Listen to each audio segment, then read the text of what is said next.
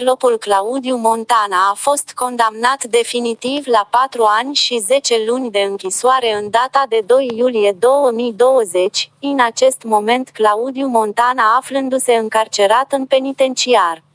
Magistrații Curții de Apel Constanța au condamnat pe Dangeanu Claudiu Zis și Claudiu Montana la 4 ani și 10 luni de închisoare cu executare în dosarul 2994/212/2020 pentru nerespectarea armelor și munițiilor și deranjarea ordinii și liniștii publice. Astfel Claudiu Montana urmează să stea după gratii 4 ani și 10 luni.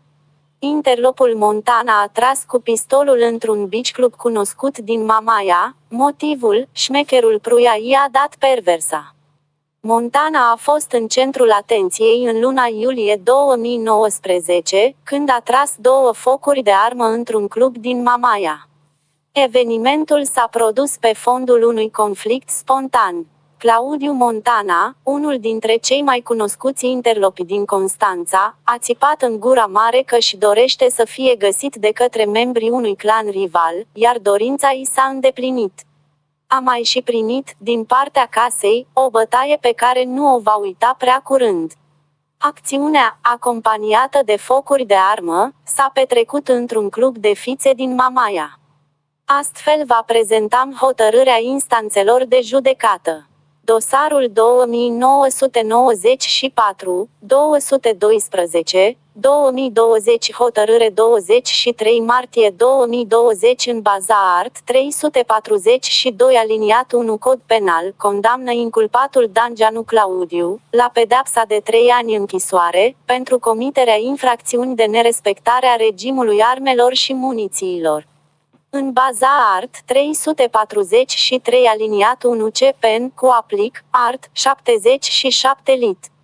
Cod penal, condamnă același inculpat la pedeapsa de 3 ani închisoare, pentru comiterea infracțiunii de uz de armă fără drept. În baza art. 371 CPN, condamnă același inculpat la pedeapsa de 1 an și 6 luni închisoare, pentru comiterea infracțiunii de tulburare a ordinii și liniștii publice. În baza art. 38 aliniat 1 și art. 39 aliniat 1 litera B cod penal contopește pedepsele principale stabilite și aplică inculpatului pedeapsa cea mai grea, de 3 ani închisoare, la care se adaugă un spor de 1/3 din totalul celorlalte pedepse stabilite, urmând ca inculpatul Dangeanu Claudiu să execute în final pedeapsa de 4 ani și 6 luni închisoare. Pedeapsa se execută în regim de detenție, potrivit art. 60 CPN. În baza art. 72 aliniat 1 cod penal, deduce din pedeapsa aplicată durata privării de libertate în vederea executării mandatului european de arestare și a arestării preventive, de la 8 ianuarie 2020 la 15 februarie 2020. În baza art. 399 aliniat 1 cod procedura penală menține măsura controlului judiciar dispusă față de inculpatul Dangeanu Claudiu prin încheierea din 13 februarie 2020 pronunțată în dosar numărul 2994/212/2020, a 2 al judecătoriei Constanța, pe o perioadă de cel mult 60 de zile.